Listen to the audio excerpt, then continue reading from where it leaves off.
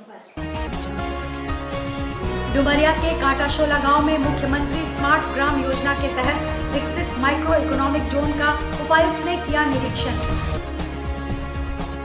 कांड्रा के main road building में स्थित एक कपड़े की दुकान में आज सुबह अचानक लगी आग। NH 33 पर भीषण सड़क हादसा, कार और ट्रक की टक्कर में कार हुई बुरी तरह क्षतिग्रस्त। खबरें अब विस्तार से। उपायुक्त श्री कर्ण सत्यार्थी ने डुमरिया प्रखंड अंतर्गत काटाशोला गांव में मुख्यमंत्री स्मार्ट ग्राम योजना के तहत विकसित माइक्रो इकोनॉमिक जोन का निरीक्षण किया। इस दौरान उन्होंने महिलाओं, किसानों एवं युवाओं से संवाद कर स्थानीय आजीविका आधारित गतिविधियों की जानकारी ली और इन गतिविधियों को और विस्तार देने की आवश्यकता पर जोर दिया। निरीक्षण के क्रम में उपायुक्त ने कहा कि ग्रामीण अर्थव्यवस्था को मजबूत करने, आत्मनिर्भरता बढ़ाने और रोजगार के स्थानीय अवसर उपलब्ध कराने की दिशा में यह योजना एक सशक्त माध्यम है। जरूरत है कि समुदाय की अधिक से अधिक भागीदारी सुनिश्चित की जाए और तकनीकी प्रशिक्षण व आधुनिक संसाधनों से उन्हें समर्थ बनाया जाए। काटाशोला में संचालित माइक्रो इकोनॉमिक जोन के तहत स्थानीय महिलाओं और किसानों को प्रशिक्षण उपरांत विभिन्न गतिविधियों से जोड़ा गया है, जिनमें कृषि आधारित कार्य, नर्सरी, किचन गार्डन और सौर ऊर्जा से सिंचाई, जल संरक्षण, लघु उद्यम, हॉलर एवं ग्राइंडिंग मशीन, आटा चक्की, तेल मिल, सैनिटरी नैपकिन निर्माण, पशुपालन एवं पोल्ट्री विकास, पशु टीकाकरण, भंडारण एवं विपणन हेतु गोदाम निर्माण शामिल हैं। सरायकेला खरसावां जिला के कांड्रा थाना अंतर्गत मेन रोड बिल्डिंग में स्थित एक कपड़े की दुकान में गुरुवार की सुबह अचानक आग लग गई। आग लगने की सूचना के बाद अफरा तफरी मच गई। दुकान से धुआं निकलता देख स्थानीय लोगों ने कांड्रा थाना पुलिस और आधुनिक पावर कंपनी को सूचना दी। देखते ही देखते आग ने विकराल रूप ले लिया और पूरी बिल्डिंग धुएं से भर गई। बिल्डिंग के ऊपरी मंजिल पर रह रहे परिवार के लोग भी फंस गए। हालांकि स्थानीय लोगों की मदद से बगल की बिल्डिंग की छत के रास्ते उन्हें सुरक्षित बाहर निकाला गया, जिससे बड़ा हादसा टल गया। वहीं सूचना मिलते ही आधुनिक कंपनी का अग्निशमन वाहन मौके पर पहुंचा और कड़ी मशक्कत के बाद आग पर काबू पाया गया। फिलहाल आग लगने के कारणों का पता लगाया जा रहा है। बताया जाता है कि दुकान लाख कोठी निवासी विपिन प्रसाद गुप्ता की है। इस घटना में लाखों रुपए के नुकसान की आशंका जताई जा रही है। ये सुबह आग लगा सर। हाँ सर, सब तो हम लाइन मेन स्विच से काट के गए थे, खाली मीटर का बोर्ड में था, लाइन था, अंदर सब काटे हुए थे। वायरिंग सही था सर, हम तो इधर भी करवाए थे। फिलहाल वायरिंग 10-12-15 लाख का माल था सर। सोचना भी, एक दो आदमी दौड़ के गया घर मेरा बोलने, हम तो मुंह धो रहे, हमको बताया कि दुकान में देखिए धुआं पूरा निकल रहा है। इसीलिए हम लोग आए दौड़ के। अभी पैंट भी नहीं पहने, ब्रश कर रहे थे, दौड़ के आए। मेरा विपिन प्रसाद गुप्ता। निर्मला देवी मैं चांदी कुमार गुप्ता से दुकान तक आग कैसे लगा, पता चला कुछ? नहीं, कुछ नहीं पता चल रहा। आगे से जल रहा है मेरा, आगे से जल रहा है मेरा, आगे पीछे से नहीं जला, बीच से लाइन से भी आगे लगता है, बीच से जलता, बीच से भी नहीं जला, आगे से जलल जा रहा है मेरा दुकान। कितना का नुकसान हो गया आपको? मेरा 15-20 हजार के संपत्ति था गया। आगे माँ कितना गया भैया, 15-20 लाख से कम नहीं हो गया। संपत्तियाँ सब तो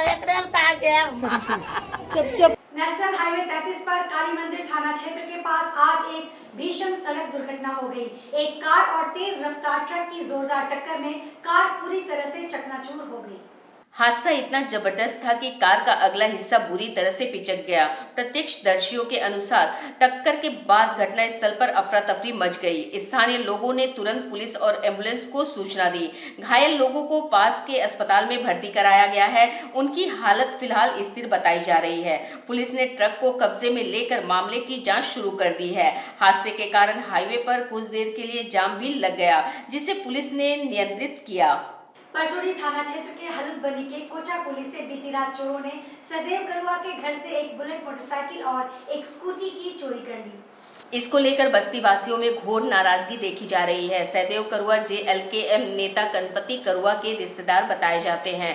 सूचना मिलते ही गणपति करुआ और JLKM जिला अध्यक्ष भरत सिंह मौके पर पहुंचे और मामले की जानकारी ली। गणपति करुआ ने बताया कि स्थानीय पुलिस हाल के दिनों में निष्क्रिय हो गई है।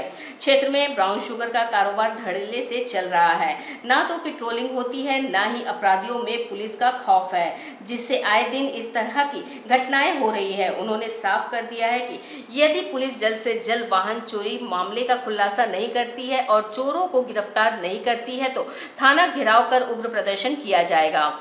वहीं भरत सिंह ने भी पुलिस की कार्यशैली पर सवाल उठाए हैं। मालूम हो कि एसएसपी पीयूष पांडे ने पिछले दिनों कई थानेदारों का तबादला किया है ताकि अपराध और अपराधियों पर शिकंजा कसा जा सके, मगर परसोडी थाना क्षेत्र में अपराध के ग्राफ में कोई कमी नहीं आई है, जो कहीं ना कहीं एसएसपी के फैसले पर सवालिया निशाना खड़ा कर रहे हैं। क्षेत्र में अपराधियों के हौसले बुलंद हैं। गाड़ी चोरी हुआ 2 ठो, एक बुलेट था, एक ये तो आगे तरफ आना। आज रात को। हाँ, भाड़ा में रहता है और पाई जमा करके 2 बाइक खरीदा था अपना बेटा के लिए और घर का आंगन से ही चोर लोग बाइक को उठा के ले गए।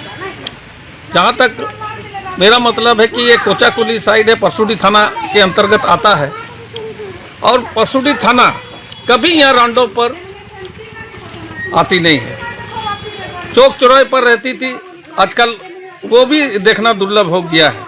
तो प्रशासन से हमारी ये मांग है कि जो मजदूर पाई जमा करके कुछ सामान करता है उसको चोर लोग उड़ा ले जाते हैं, तो ये जिम्मेदारी प्रशासन की है कि वो इस क्षेत्र में राउंड करे।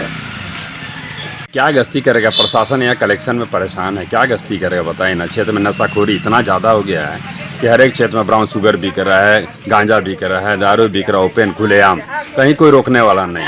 और गश्ती तो दूर है, गश्ती कब आया यहाँ का क्षेत्र का लोग जानते भी नहीं।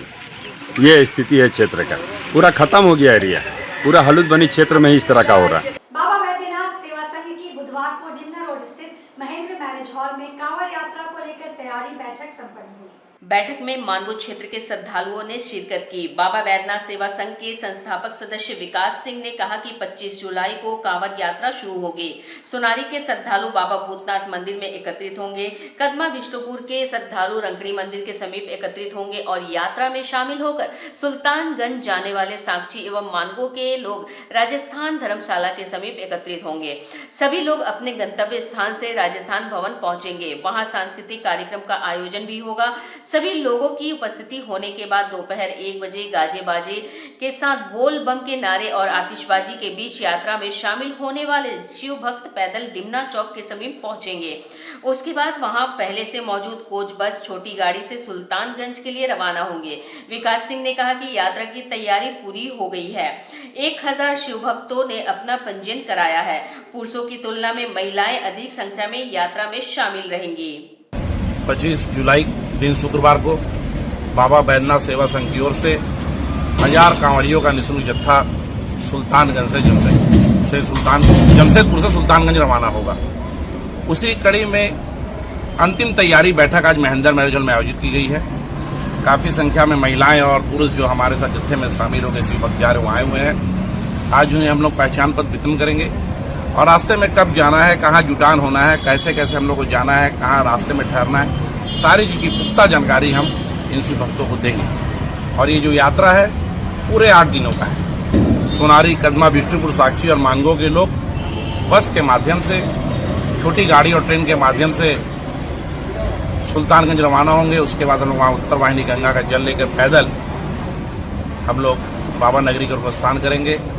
रास्ते में प्रतिदिन दोपहर के समय, रात के समय लोगों का आराम विश्राम करने का स्थल सुरक्षित किया गया है।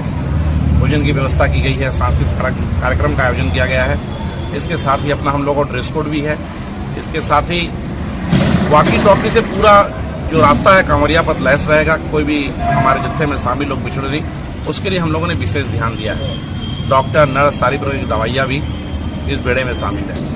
EMBT 2025 सम्मेलन का उद्घाटन CSIR राष्ट्रीय धातुकर्म प्रयोगशाला में हुआ। इस अवसर पर निदेशक डॉक्टर संदीप घोष चौधरी ने देश भर से आए गणमान्य व्यक्तियों और प्रतिनिधियों का स्वागत किया।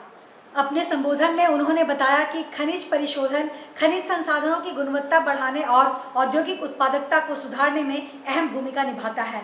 साथ ही यह पर्यावरणीय स्थिरता सुनिश्चित करने में भी सहायक है। उन्होंने उभरती प्रौद्योगिकियों, स्वचालन और पर्यावरण अनुकूल प्रक्रियाओं को क्षेत्र के लिए परिवर्तनकारी बताया। डॉक्टर देवव्रत मिश्रा, अध्यक्ष EMBT 2025 एवं प्रमुख खनिज प्रसंस्करण प्रभाग ने सम्मेलन के उद्देश्य पर प्रकाश डाला। उन्होंने बताया कि यह सम्मेलन लौह, अलौह, औद्योगिक और रणनीतिक खनिजों के सतत उपयोग हेतु नवीनतम तकनीकी प्रगति को रेखांकित करता है।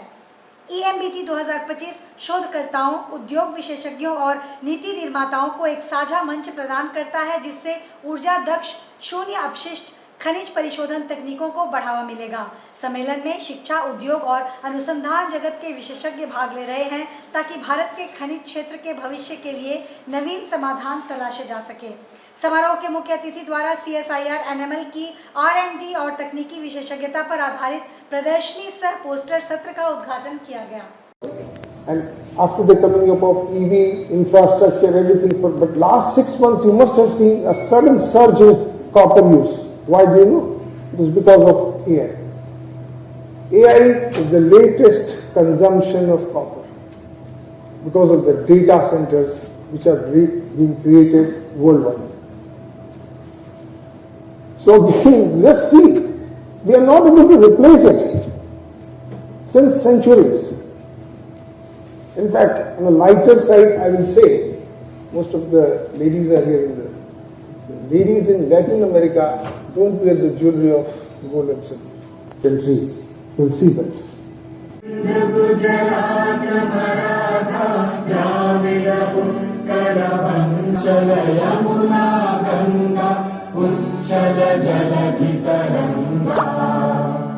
तव शुभ नामे जागे, तव शुभ आशीष मांगे, गाहे तव जय गा। मैया सम्मान योजना का पैसा खाते में नहीं आने के कारण पूर्वी सिंहभूम जिले के अलग अलग अंचलों से महिलाएं पूर्व प्रत्याशी जुगसलाई विधानसभा विमल बैठा के नेतृत्व में आज DC ऑफिस पहुंची और उपायुक्त महोदय से निवेदन किया।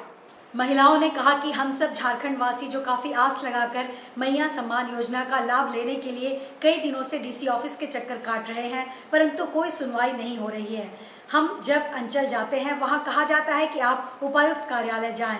ऐसे ही कई दिनों से हम सब चक्कर काट रहे हैं। अगर मैया सम्मान योजना का लाभ नहीं देना है तो हमें बोल दिया जाए। हम सब प्रतिदिन ऑटो गाड़ी भाड़ा करके आपके कार्यालय पहुंच रहे हैं, परंतु कोई सुनवाई नहीं हो रही है। हम गरीब महिला अब अपने बच्चों का फीस जमा करने में भी असमर्थ हैं। इस कारण आज हम सब ने मिलकर उपायुक्त महोदय को निवेदन ज्ञापन सौंपा है। हमारे बीच में हमारी बहनें यहाँ उपस्थित है। मैया सम्मान योजना जो झारखंड का सबसे बड़ा योजना था, इस योजना के तहत झारखंड सरकार और झारखंड में चुनाव जीतकर झारखंड मुक्ति मोर्चा आई।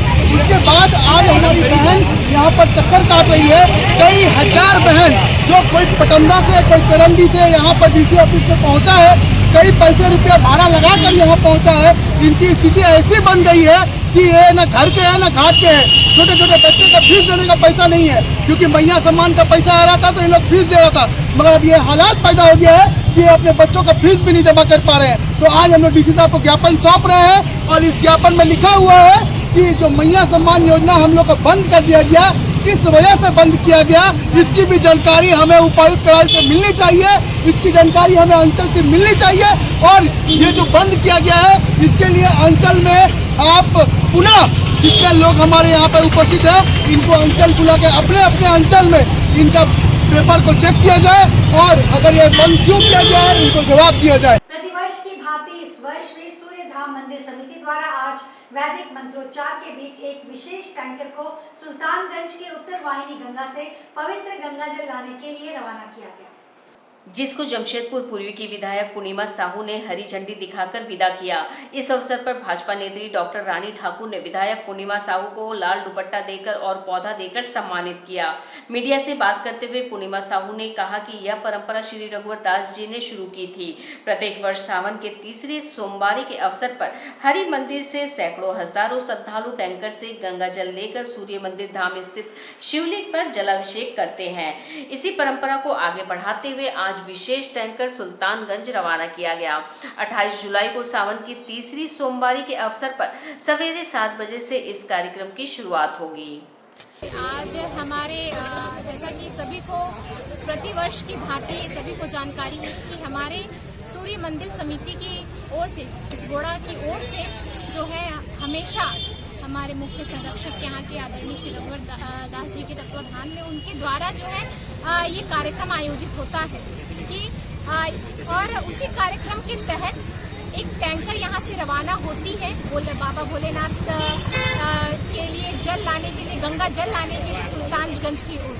वही टैंकर का आज हमने झंडा दिखाकर उसे आगे बढ़ाया है और वही टैंकर 28 तारीख को हरि मंदिर से होते हुए हरि मंदिर पर खड़ी रहेगी और जितने भी श्रद्धालुगण हैं बाबा भोलेनाथ जी के, वो वहाँ से गंगा जल अपने लोटा से लेके पद यात्रा करते हुए एक जन सैलाब, श्रद्धालुओं का जन सैलाब हमारे सूर्य मंदिर सिसोड़ा के प्रांगण में जो शिव मंदिर स्थापित है वहाँ वो गंगा जल का अभिषेक होगा। इसी का हमने झंडा दिखाकर, टैंकर का झंडा दिखाकर हमने उसे आगे बढ़ाया है और उसके साथ साथ प्रचार वाहन को भी झंडा दिखाया। आज के इस बुलेटिन में बस इतना ही। हम फिर हाजिर होंगे कुछ और नई खबरों के साथ। तब तक के लिए SSCN न्यूज की पूरी टीम की ओर से मुझे दीजिए इजाजत। नमस्कार।